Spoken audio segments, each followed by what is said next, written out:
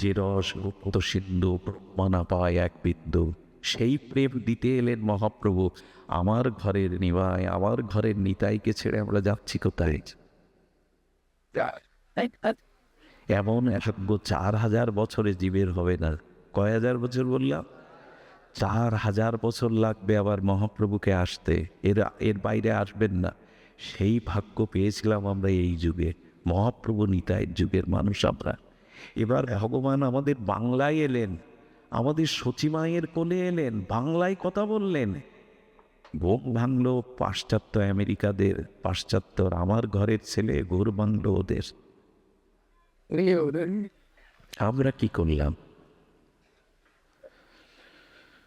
শ্রীমান মহাপ্রভুকে যদি না চিনি না বাঙালি হয়ে, এটা বড় অভিশাপ, এটা বড় অভিশাপ আমাদের। আর পাবো না, 4,000 বছর লাগবে আবার। তারপরেও মহাপ্রভু যখন আসবে 4,000 ব্রহ্মার একদিনে, তখন আমি মানুষ হওয়ার ভাগ্য পাবো তো? তখন যদি শিয়াল কুকুর হয়ে জন্মায়, এ প্রেমে তো পাবো না, হরিনাম তো পাবো না, এ যুগল উপসম তো পাবো না। একবার ভেবে দেখতে হয়, তখন যদি আমেরিকায় জন্মায়, পাবো না। এটা পেয়েছেন, এটা অবহেলা করবেন না।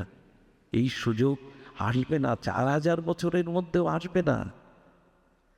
নিতাই চৈতন্যের যুগে মহাপ্রভু এমনও বলে গেছেন, মহাপ্রভুর কথাগুলিকে আমরা শুনি কই?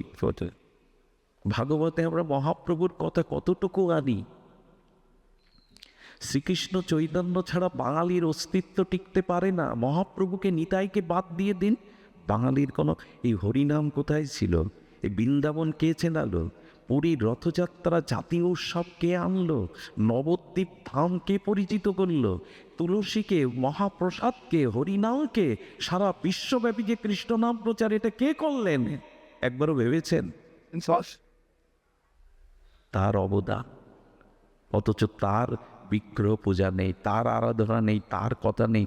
এই ভাগবতটাও আমরা জানতাম না। এই যে আজকে ভাগবত শুনতে এসছেন, এটা মহাপ্রভুর দান। দুই ভাই হৃদয়ের খালি অন্ধকার, দুই ভাগবত সঙ্গে করান সাক্ষাৎকার। এক ভাগবত বড় ভক্তি রসশাস্ত্র, আর ভাগবত বড় ভক্তি রসপাত্র। মহাপ্রভু এই দুইয়ের সাথে সাক্ষাৎ। এই ভোজন, এই প্রসাদ ভোজনে এই হরিনাম, এই ভাগবত পাঠ ছিল না, এটা মহাপ্রভুই দিলেন। 600 বছর আগে যুগল উপাসনা ছিল না, রাধারানী কৃষ্ণের বামে ছিল না, এ সবই মহাপ্রভুর দান। অথচ তার কথাই ভাগবতে বলি না। যত সব কথা এনে ভিড় করি মহাপ্রভুর কথা। যেখানে মহাপ্রভুর কথা নেই, নিতাই চাঁদের কথা নেই, সেটা ভাগবত হতে পারে না। ভাগবতের চরম শিবা মহাপ্রভুই। কি বলেছেন জানেন? চৈতন্য চরিতামৃতে কবিরাজ কৃষ্ণ গোস্বামী এইসব কথাগুলো হৃদয়ে নেওয়ার সময় এসছে। কি বলেছেন জানেন কবিরাজ কৃষ্ণ গোস্বামী, এই দার্শনিক আচার্য? তিনি বলেছেন, পূর্বে জয়ীছে জরাসন্ধ আদি রাজাগণ, বেদধর্ম করি করে বিষ্ণুর পূজন। কৃষ্ণ না মানিল তাহে দত্ত করি জানি, চৈতন্য না মানিলে তারে দত্ত করে মানি। এত বড় পয়ার আর কেউ দিয়ে যায়নি। কি বললেন? জরাসন্ধের নাম শুনেছেন না? মগধ নরেশ, মানে এখন যেটা বিহার রাজ্য, এই বিহার রাজ্যের রাজা ছিলেন রাজা জরাসন্ধ, পরাক্রমশালী। এই বিহারের মগধ, এই রাজা জরাসন্ধ বিষ্ণু পূজা করতেন। কার পূজা করতেন? বিষ্ণু পূজা। ব্রাহ্মণ সেবা না করিয়ে মুখে জলও দিতেন না। কিন্তু তাকে দৈত্য বলা হলো। জরাসন্ধ, কংস, শিশুপাল, এদেরকে কি বলা হয়? দৈত্য। কেন জানেন? কৃষ্ণকে মানল না বলে। তেমনি এই যুগে চৈতন্যকে যারা মানবে না, বলা হয়েছে তাকে দৈত্য করি মানন। মহাপ্রভু ছাড়া এটা, এই এই ভাগবত কে শেখালো, কে জানালো আমাদের? অথচ তার কথা নেই।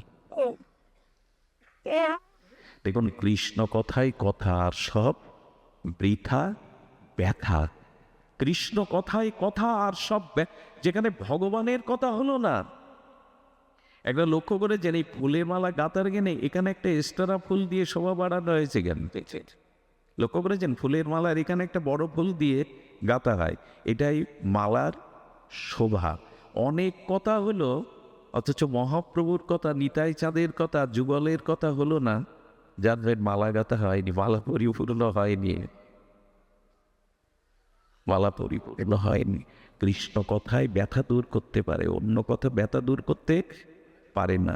সুধীবৃন্দ, আমি সময় নেব না, বলছিলাম প্রেম চাইতে গেলে প্রজ প্রেম, এই নির্মল নিষ্কিঞ্চন কেবলা অহেতুকী এই প্রেম প্রয়োজন, প্রেমটাই প্রয়োজন, ভগবান না। প্রেম প্রয়োজন, কারণ প্রেমের উপাসনায় প্রেম ডেকে আনবে যুগলকে, ভগবানকে। ছোট্ট একটু দৃষ্টান্ত দিয়ে বলি, একটু ধ্যান দিই। এইবার মূল প্রস্তাবনা বলেই আমরা বিশ্রাম করব। সেটি হলো, জগতে প্রেম নাই। অন্যকে ভালোবাসলে প্রেম পাবেন না, একদম অভিশাপ পাবেন। এই জন্য যুগল উপাসনা কেন বলছি, যে কৃষ্ণ বিনা সুখ দিতে নাহি অন্য জন, থাকিলেও বিদ্যাকোটি উচ্চকুলে জন হবে না, তিনি ছাড়া প্রেম পাওয়া যাবে না। সুধীজন, মুরলীধারী, শ্যামসুন্দর, মদনমোহন, লাদিনী, অধীশ্বরী, প্রেমময়ী শ্রীমতী রাধারানী, এই যে যুগল উপাসনা, এই যুগল উপাসনার মধ্যে প্রেম আছে। এই প্রেমে মনটাকে বসানো দরকার। তার কারণ একটি, কারণ জগতে প্রেম নেই। যে রূপের আকর্ষণে, যে মোহের আকর্ষণে আমরা ছুটে বেড়াচ্ছি, এই জগতে প্রেম নাই। শুনে রাখুন, মৈত্রী দেবীকে, খুব মূল্যবান একটু বিষয়, মৈত্রী দেবীকে মহর্ষি যাজ্ঞবল্ক্য বৃহদারণ্যক উপনিষদে বলছেন, কথাটা যদি হজম করতে পারি আমরা তো ভালো, কিছুটা পাবো আমরা, আর যদি মেনে না নিতে পারি কিছু পাবো না। যাজ্ঞবল্ক্য মহর্ষি, ব্রহ্মজ্ঞ, বেদজ্ঞ ঋষি মৈত্রী দেবীকে বলছেন, শোনো দেবী, স্বামী স্ত্রীকে ভালোবাসে স্ত্রীর সুখের জন্য না, স্বামীর নিজের সুখের জন্য। খুব ধ্যান দিতে হবে কথাগুলো। স্ত্রী স্বামীকে ভালোবাসে স্বামীর সুখের জন্য না, নিজের সুখের জন্য। পুত্র পিতাকে ভালোবাসে পুত্রের সুখের জন্য, পিতার সুখের জন্য না, নিজ সুখের জন্য। পিতা পুত্রকে ভালোবাসে পুত্রের সর্বাঙ্গের সুখের জন্য না, সূক্ষ্মভাবে নিজের সুখটা পাই বলে। ভাই ভাইকে ভালোবাসে ভাইয়ের সুখের জন্য না, নিজের সুখ পায় তাই ভালোবাসেন। বন্ধু বন্ধুকে ভালোবাসে বন্ধু সুখের জন্য না, নিজের সুখ পায় তাই ভালোবাসে। একথা মানতে পারবো আমরা বর্তমান সময়ে? যাজ্ঞবল্ক্য ঋষি বলছেন, ব্রহ্মজ্ঞ ঋষি তার সহধর্মিণী মৈত্রী দেবীকে, কারণ উনি বলেছেন, আত্মনস্ত তু কামায়া সর্বং প্রিয়ং ভবতি, প্রিয়াইব নৈব প্রিয় ভবতি। একথা আমাদের একটু মানতে হবে, জানতে হবে, উপলব্ধি করতে হবে। সুধীবৃন্দ, এ জগৎটা স্বার্থের, এখানে নিজ সুখ হয় বলে আমরা অপরকে ভালোবাসি, মানে আপনাকে ভালোবেসে আপনার কাছ থেকে সুখ পাই তাই আপনাকে ভালোবাসি। আপনার কাছ থেকে সুখ না পেলে আপনাকে আমি ভালোবাসি না, এটা প্রমাণিত সত্য শাস্ত্রের। নিজ সুখ হয় তাই অন্যকে ভালোবাসি, তার কাছ থেকে সুখ যদি না পাই আমি তাকে ভালোবাসব না। ছোট্ট কয়েকটি দৃষ্টান্ত আমরা আনি, যে আত্মসুখের চিন্তার কারণে আমরা অপরকে ভালোবাসি। ভালোবাসা, প্রেম, এগুলো ভগবানের সাথে, জীবাত্মার সাথে পরমাত্মার, আত্মার সাথে পরমাত্মার, ভক্তের সাথে ভগবানের হয়। অন্যের সাথে যেটা হয় সেটা ভাঙা বাসা, ভালোবাসা না। কি বললাম শব্দটা? এটা রবীন্দ্রনাথের শব্দ, কবিগুরুর শব্দ। এই জগতে আজ পর্যন্ত পিতামাতা, স্বামী স্ত্রী, বন্ধু ভাই, কারো ভালোবাসা ভেঙে গেছে না এখনো আছে চিরদিন? মানে মরতে তো হয়, যে আগে মরুক, একজনকে তো ছাড়াছাড়ি করতে হয়, মৃত্যু আসে, কাল আসে না, মৃত্যু আসে না। তা ভালোবাসা টিকে আছে কারো কাছে? কবিগুরু বললেন, এটা ভাঙা বাসা, এটা ভেঙে যায়, ধ্বস্ত হয়ে যায়। শিশুকাল কি থাকবে আপনার? যৌবন থাকবে, রূপ থাকবে, এই দেহ থাকবে, থাকেটা কি?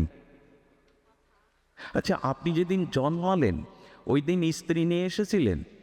স্ত্রী স্বামী নিয়ে এসেছিল? এর আগে পিতামাতার সাথে নিয়ে এসছেন, না এসে পিতামাতা করলেন? মৃত্যুর পর ছেলেরাই তফসিল অফিসে গিয়ে বলবে বাবার নাম কেটে দিয়ে আমার নাম বসান, বলবে কি না? কাছারি গিয়ে, তফসিল অফিসে গিয়ে মৃত্যুর পরেও সম্পদ রাখবে না, আগে তো নেই, মাঝখানের এই কটা দিনে তারা তো চিরদিনের না আপনার। কিন্তু ভগবান আপনার জন্ম জন্মান্তরের, ভগবান আপনার চিরদিনের। ভগবান এক জন্মে, ওই সম্বন্ধ পাতানো নয়, ওই সম্বন্ধ তৈরি করা নয়, পাতানো নয়, তৈরি। এইটা বুঝবার জন্যই ভাগবত। প্রেম আর কারোর সাথে হয় না, একটু নিজের সুখ পায় তার কাছ থেকে, তাই তাকে রেখেছি। সুখ না পেলে আমরা কেউ কাউকে মনে রাখবো না। এই দৃষ্টান্ত নেবেন, শুনুন তাহলে। 3-4টে দৃষ্টান্ত এসছে খুব অপূর্ব। আমাদের দেশের মায়েদের আর পতিকে এক জায়গায় করে যদি ভগবান প্রশ্ন করে, মা তোমরা স্বামী স্ত্রী কে কার আগে মরতে চাও, তো নারীরা কি বলে জানেন, মেয়েরা কি বলে জানেন? সতী সত্যের বাবা সৌভাগ্যবতী হয়ে জগৎ থেকে চলে যেতে চাই, শাঁখা সিঁদুর নিয়েই। আমরা শুনে মনে করলাম কি দান গো, ওনার আগেই যেতে চাইছে শাঁখা সিঁদুর নিয়ে। এর মূল রহস্যটা আমরা বুঝি না, এই কথার মার কাছে ভুলে যাই। এবার স্বামীকে বলবে, বললে না না আমিও ওর আগে যেতে চাই। এ কথাগুলোর মধ্যে নিহিত সূক্ষ্ম স্বার্থ জড়ানো। কেন জানেন? স্ত্রী ভাবে উনি যদি আগে চলে যান, আমার যে দুর্দশা, আমার যে দুর্দশা আর কে দেখবে? উনি যতদিন আছে ততদিন তো একটা পরিচয়, একটা যোগ্যতা আছে, ওইখানে ওই স্বার্থটা কাজ করে। আমরা আবেগে গলে গিয়ে বললাম, বা কি বলছেন, ওনার কত ত্যাগ। আর স্বামী বলে কেন জানেন? কারো যেন বৃদ্ধ বয়সে স্ত্রী হারা না হতে হয়। কি যে দুর্দশা! কারণ পুত্রকন্যা তো এখন বৃদ্ধাশ্রম পেয়ে গেছে, ওরা আপনাকে রাখবে না। রাখলে যে লাঠি ঝাঁটা উঠতে বসতে দেবে, ওটা সহ্য করতে পারবেন না। বুড়ো সবর মরেও না। এইসব ভাষা আপনার জন্য অপেক্ষা করছে, আমার জন্য। কাল কি একে দেখে না? অনেক স্ত্রী বলতে বলতে বলেও বসে, জম একে দেখে না, এত লোককে দেখে, একে দেখে না। আমি নিজে কানে শুনেছি। এই জন্য চলে গেলে দুরবস্থার জন্য বলে আগে যেতে চাই। আগে যে কেন যেতে চাই এ আমরা বুঝি না। এই সূক্ষ্মতা, সূক্ষ্ম বিচার ভাগবতে ছাড়া পাওয়া যাবে না। এগুলো শুনতে হবে সাধুমুখে। আচ্ছা দেখুন, আপনার পুত্র বসে রয়েছে শীতের দিনে, খুব এক কাপ চা করে দিতে পারিস? তোর মা বাড়ি নেই। হ্যাঁ বাবা, পারবো না। কেন? বাবা চা না। বেশ, তুই তো অন্ধমণির পুত্র, সিন্ধুর মতো, শ্রবণ কুমারের মতো, খুব ভালো। আরে তুই শ্রবণ কুমারে, ওই যে অন্ধমণির পুত্র ছিল না বাঁকে করে, তো তুই তো শ্রবণ কুমারের মতো। এরপর বাবা বাজারটা করে আনতো, আমি আর আজকে বাজারে যাওয়া না বাবা, আমার খেলা আছে, যেতে পারবো না। আরে যা বলছি না, একটু আগে শ্রবণ কুমার, বাহ আমার কি লক্ষ্মী ছেলে, 10 মিনিট ধরে বলছেন বাজার করতে, যেয়ে গেল রাক্ষস জন্মালো কোথা থেকে? হ্যাঁ, 10 মিনিটেই ওই আপনার স্বার্থ, বাজার করার স্বার্থ পূর্ণ হলো। তো একটু আগে শ্রবণ কুমার, একটু পরে এ রাক্ষস কোথা থেকে এলো আমার বংশে? এগুলোই একটু উপলব্ধির বিষয়, উপলব্ধির বিষয়। নিজের বিবাহের পরে সুন্দরী স্ত্রীর কথাই মাকে পাগলি বলি। রাত্রে বউ ইনিয়ে বিনিয়ে বলে, তোমার সংসারে সব ছেড়ে এসেছি, তোমার মা আমাকে এই বলেছে তা বলে। বুড়ো হয়ে গেছে, পাগলি হয়ে গেছে, পাগলির কথা মাথায় নিতে নেয়, মাকে পাগলিও বানায়। এ কামনাগ্রস্ত পুরুষ স্ত্রীর কাছে ধরা দিতে গিয়ে মাকে পাগলিও। আরে বুড়োর কথা বাদ দাও, মাথা খারাপ হয়ে গেছে। একটা জিনিস বুঝতে হবে, এখানে ভালোবাসাটা না, এখানে ভালোবাসাটা আমরা যেটা বুঝতে চেষ্টা করি না। হ্যাঁ, প্যারালাইসিস হয়ে বারান্দায় মলমূত্র ত্যাগ করে 2 মাস পড়ে থাকুন, বুঝবেন সংসারের ভালোবাসার ঠেলা যেন কারো না হয়। এটি বুঝবেন ঠেলা, কে জগতে কত ভালোবাসে, তখন বোঝা যাবে। পিতামাতারও একটা সূক্ষ্ম বাসনা থাকে, এই ছেলেটা বড় হবে, আমাকে নিশ্চয়ই বৃদ্ধাশ্রমে এই স্বার্থও তাদের মধ্যে থাকে। না দিতে পারলে তেজ্যপত্রও করে দেয়। ভালোবাসার সাথে যখন বনাবনি যায় না, তখন কিছু মনে করবেন না। রাজমিস্ত্রির কাজ করে মালয়েশিয়ায়, ছোট একটা 2 বছরের বাচ্চা রেখে গেছে, টাকা পাঠায় আর স্ত্রীকে বলে খোকাটাকে ভালো দুধ কিনে খেতে দিও, ওকে মানুষ করো। এই স্ত্রী কী করে জানেন? ওই স্বামীর মাথার ঘাম ফেলানো টাকাগুলো নিয়ে আর এক পুরুষের হাত ধরে ধরে এই বাচ্চাটাকে কেটে বস্তায় পুরে, খুব মিথ্যা সংবাদ বলছে আপনাদের, ফেলে দিয়ে যায়। এই জগৎ পিতা মাতাকেও এখন বিষ খাইয়ে মারে সন্তান সম্পত্তির লোভে। এই জগৎটা যদি বুঝতে গেলে করোনার ফিরে যাওয়া দরকার। করোনাতে ফিরে যাওয়া করোনাটা অনেক সময় করোনা নিয়ে আসছিল জগতে। বাবার মুখে আগুন দেওয়ার জন্য পুত্র রাজি নয়। পাড়া প্রতিবেশী মরে গেলে পচে যাক, কিন্তু ওই লাশ শ্মশানে নেওয়া খুব তাড়াতাড়ি ভুলে গেলে হবে জগতের প্রেম। আমার করে এইভাবে উন্মাদ হয়ে ছুটছে আমরা, খুব ভুলে গেলে হবে ভগবানের সাথে আমাদের সম্বন্ধ চিরন্তন। তবে এরা যারা আছে পিতা মাতা, এদের প্রতি 16 আনা কর্তব্য করবেন। এদের কাছে আপনি ঋণী, এটা ঋণ শোধ করার জন্যই এদের এখানে জন্মেছেন, কর্তব্য করার জন্য।